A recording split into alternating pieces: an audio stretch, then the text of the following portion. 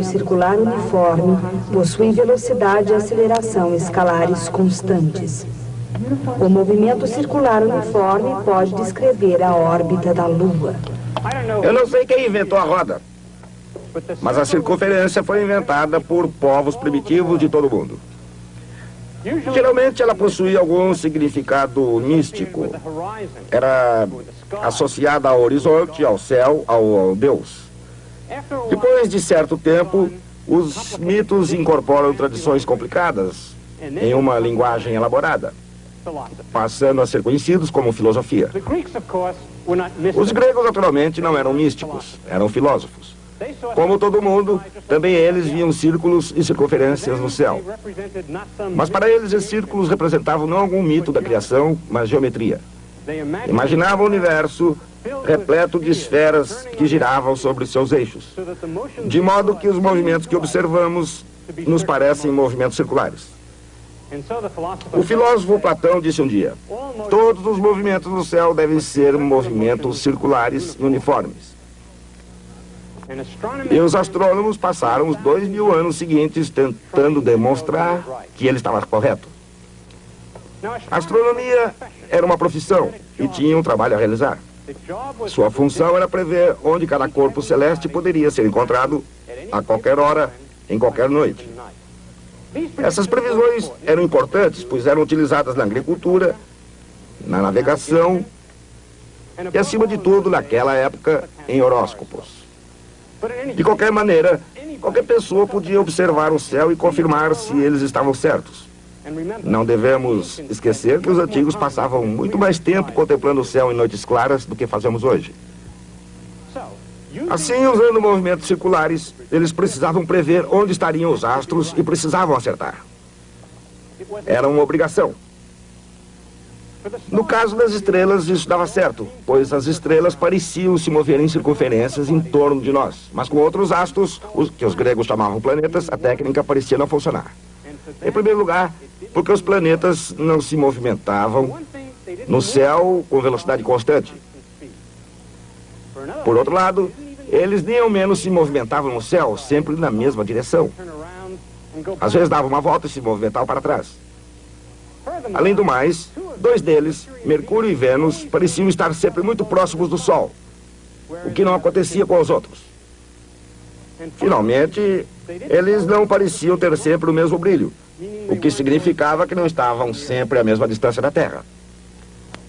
De qualquer maneira, Platão dissera que todos esses movimentos deviam ser movimentos circulares uniformes, e era isso que os astrônomos tinham que provar. Eles construíram um sistema que funcionava muitíssimo bem. Os planetas girariam em circunferências que giravam em torno da Terra.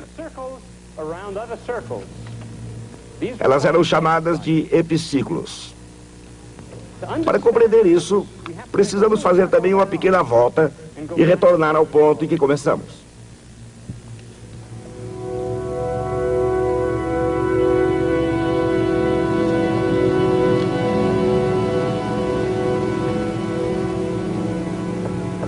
Provavelmente cada civilização antiga descobriu o círculo. Caminhando por circunferências simbólicas, os nativos americanos adoravam o Sol. Os hindus observaram o que parecia ser o movimento circular nos céus.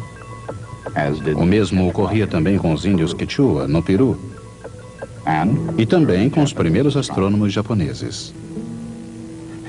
As formas e formações celestes tornaram-se modelos para as estruturas terrestres.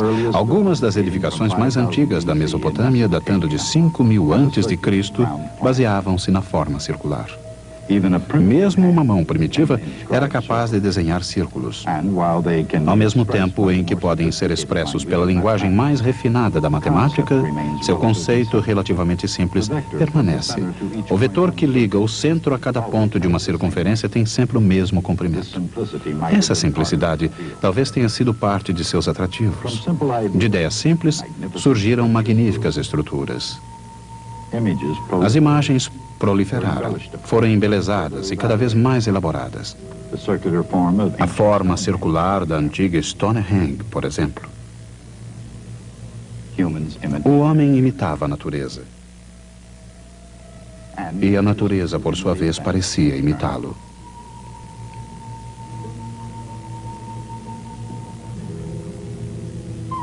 A decoração tornou-se função. E a função seguiu-se à forma.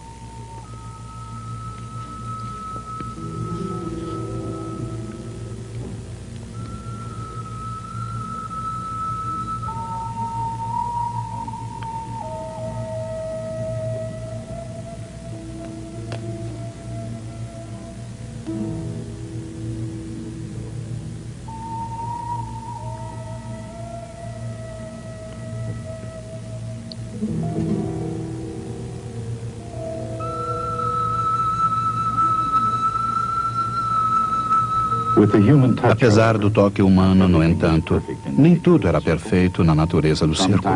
Às vezes era realmente necessário retornar à prancheta.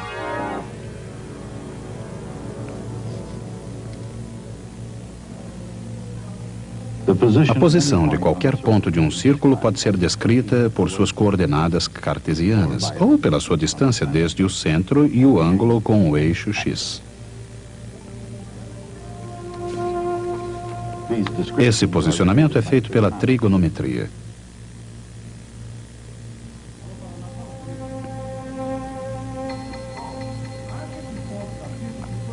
Para qualquer pessoa com talento para números. O círculo é um símbolo poderoso, inerente ao universo e à maioria de suas civilizações. Em algumas culturas, não somente a forma circular do céu, mas também os movimentos celestiais circulares são tão evidentes hoje como em qualquer outra época. O filósofo grego Platão afirmou que o círculo era a forma ideal e impôs que todas as outras eram imperfeitas. Ele estabeleceu que todos os movimentos no céu eram não apenas movimentos circulares, mas movimentos circulares uniformes.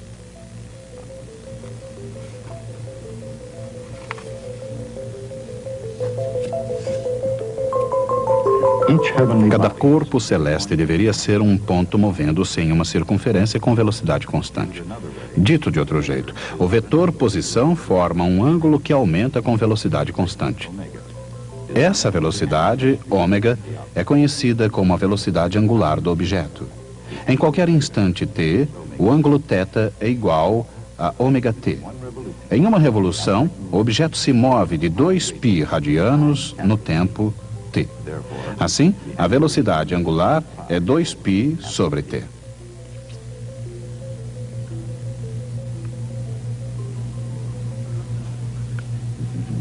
Platão frequentemente dizia que Deus praticava a geometria. Talvez seja por isso que os ideais platônicos do universo em harmonia encontraram tanta ressonância entre os estudiosos e místicos nos séculos que se seguiram. Para Platão, o universo físico estava confinado a uma esfera giratória de estrelas fixas, tendo como centro a Terra, fixa e estacionária.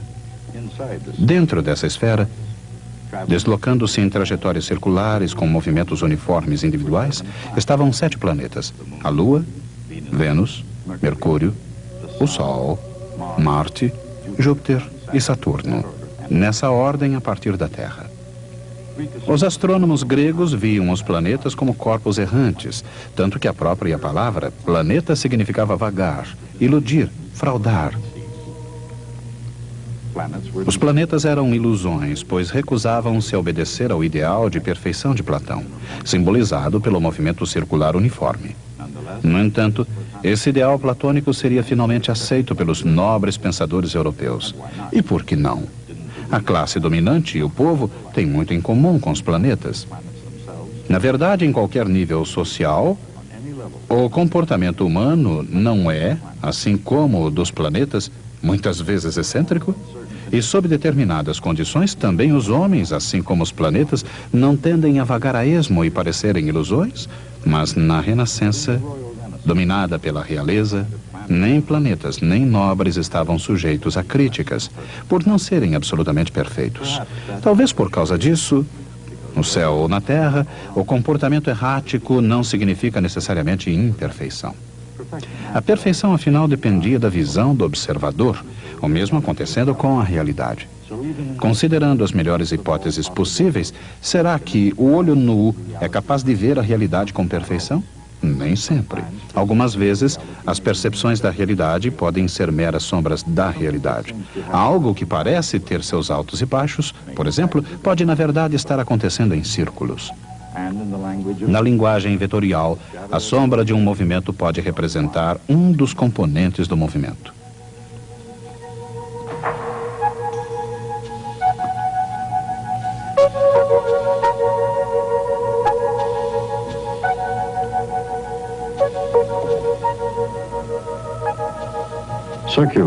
O movimento circular tem realmente dois componentes separados.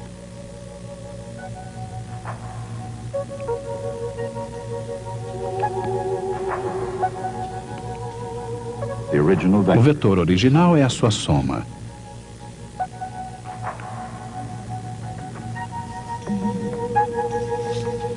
É por isso que o movimento circular pode ser descrito por uma equação vetorial.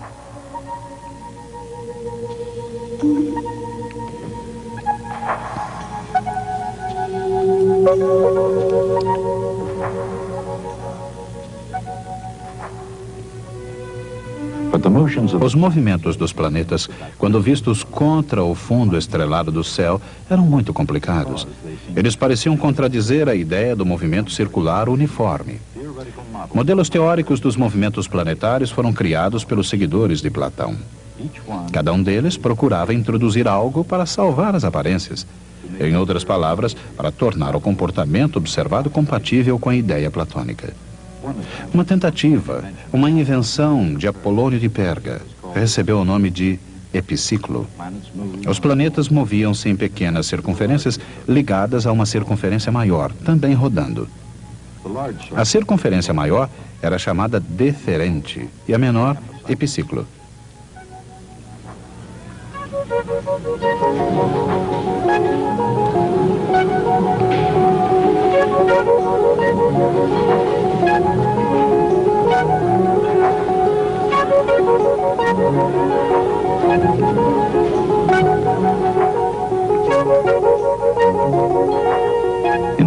Nas mãos de um hábil matemático, essa combinação de movimentos circulares pode produzir muitas formas diferentes. Observado do centro do deferente, isto é, da Terra, o planeta parece comportar-se de maneira estranha.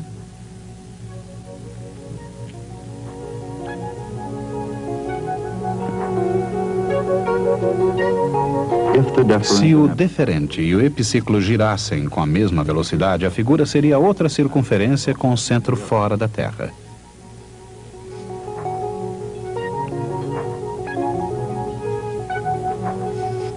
Por outro lado, se o epiciclo girasse exatamente 2 vezes mais rápido que o deferente, o resultado seria outra curva, uma elipse. A elipse seria mais tarde reconhecida como a real órbita de um planeta em torno do Sol. Apolônio escreveu um célebre tratado sobre curvas, uma das quais era a elipse. A astronomia antiga atingiu seu auge 400 anos mais tarde, em Alexandria, uma colônia romana, a rainha das cidades do Egito. Nessa admirável cidade viveu Cláudio Ptolomeu. Entre muitas realizações, ele compilou o Almagesto, uma enciclopédia que abrangia 5 séculos de ciência grega em 3 extraordinários volumes. Ptolomeu não descartou completamente as teorias platônicas da perfeição. De fato, ele acrescentou algumas contribuições suas.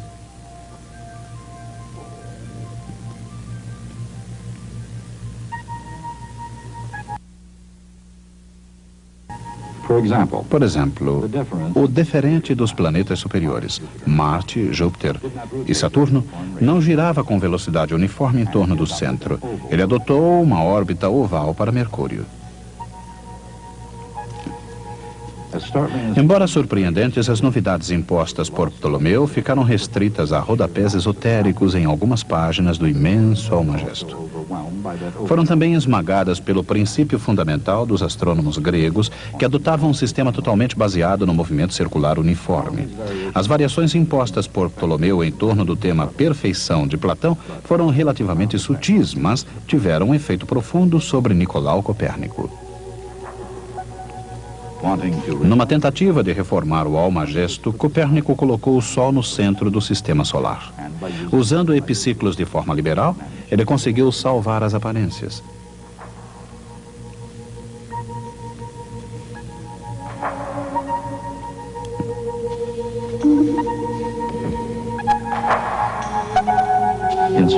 Apesar dos epiciclos, o universo de Copérnico tinha planetas girando em torno do Sol e a Lua girando em torno da Terra, em um movimento circular quase uniforme. Para manter as preferências estéticas tradicionais, ele criou um novo e mais acurado modelo do sistema solar, o sistema de Copérnico. Um século e meio depois, Isaac Newton demonstraria por que esse sistema funcionava, começando com sua teoria sobre a Lua. A Lua está sempre caindo, contudo, ela sempre permanece no céu. A força gravitacional da Terra faz a Lua acelerar segundo a equação F igual ma. Embora ela acelere sempre, ela se move com velocidade escalar constante. Isso parece contradizer o próprio conceito de aceleração, mas aceleração é a rapidez na mudança da velocidade, e a velocidade é um vetor.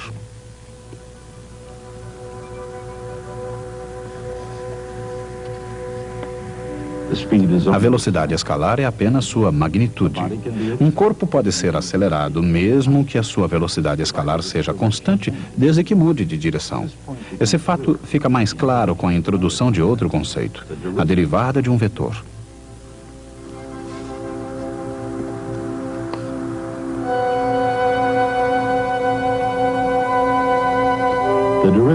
A derivada de uma função explica com que rapidez ela se altera num determinado instante.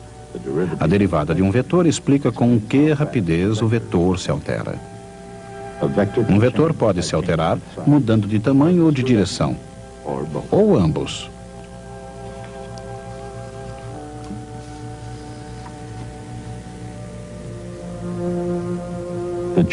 A variação de um vetor é, por sua vez, um vetor. O vetor v, embora seja sempre perpendicular a r, está submetido ele próprio a um movimento circular uniforme.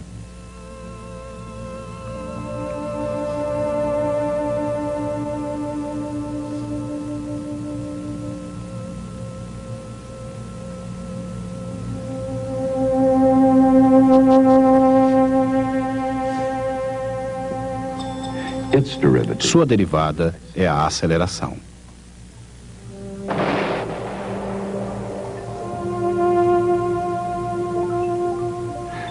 Isso soluciona o enigma de uma velocidade constante poder ter uma aceleração constante. Quando um corpo é submetido a um movimento circular uniforme, a aceleração continuamente muda a direção do vetor velocidade, que por sua vez continuamente muda o raio vetor. Os três se ordenam passo a passo, mantendo magnitudes constantes, mas mudando continuamente de direção.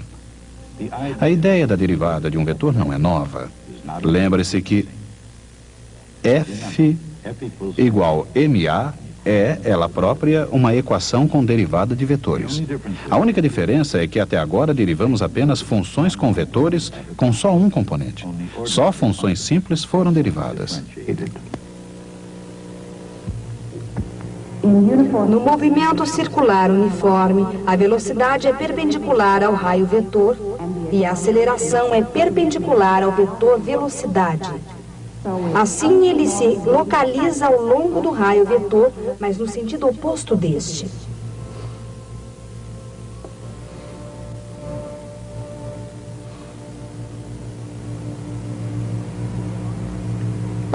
Mas qual o tamanho dos vetores? V é igual a ômega R.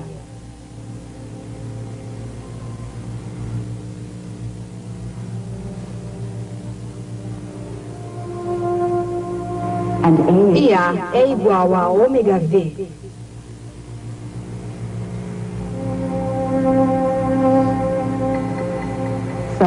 Assim, A é igual a V ao quadrado dividido por R.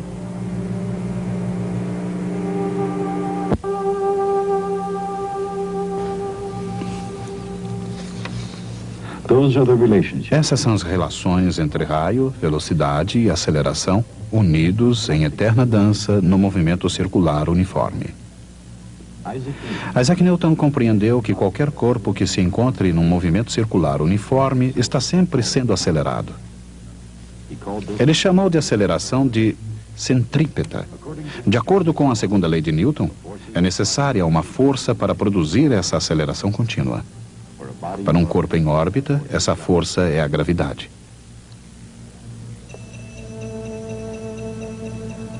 O módulo do raio vetor influirá na força gravitacional.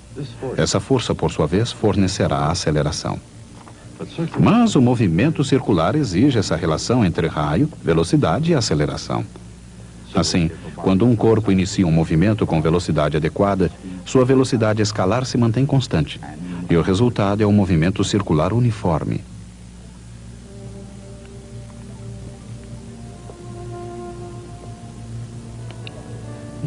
As teorias de Newton são essencialmente de natureza matemática, e nelas aparecem caracteres matemáticos. O que se pode dizer do temperamento e do caráter de Newton? Os biógrafos de Newton costumam caracterizá-lo com frequência como excessivamente desconfiado e ciumento, muitas vezes sem motivo aparente. E também extremamente solitário, mal-humorado e vingativo. Com esses traços, só mesmo a mais criativa ficção poderia apresentar Sir Isaac Newton como um sujeito alegre e brincalhão. Seu temperamento instável não lhe garantia uma personalidade agradável. Não tinha amigos entre os seus contemporâneos. Era frio, se não antissocial. E a história não parece registrar qualquer momento de humor de Sir Isaac Newton.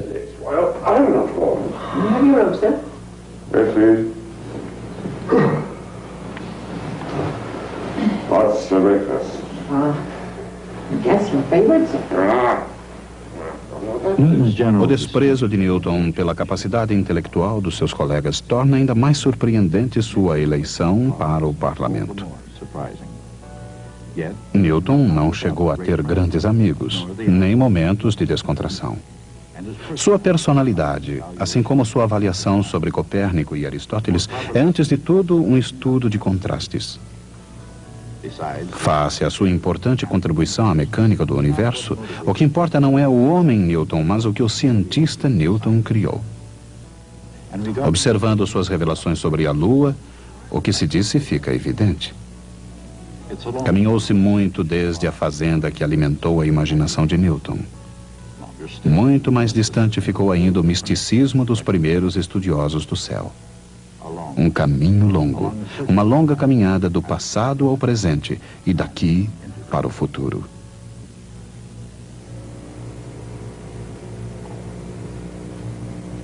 Agora, no interesse da justiça, gostaria de mudar completamente de assunto. Uma das mais infames atividades de alguns governos é a tortura de prisioneiros. Hoje, suponho, nenhum governo de qualquer lugar no mundo admite abertamente a tortura de prisioneiros. Mas é claro, sabemos que fazem isso de forma secreta e legal. Em épocas mais remotas, no entanto, da Idade Média até o Renascimento, tortura era uma prática aberta e legal.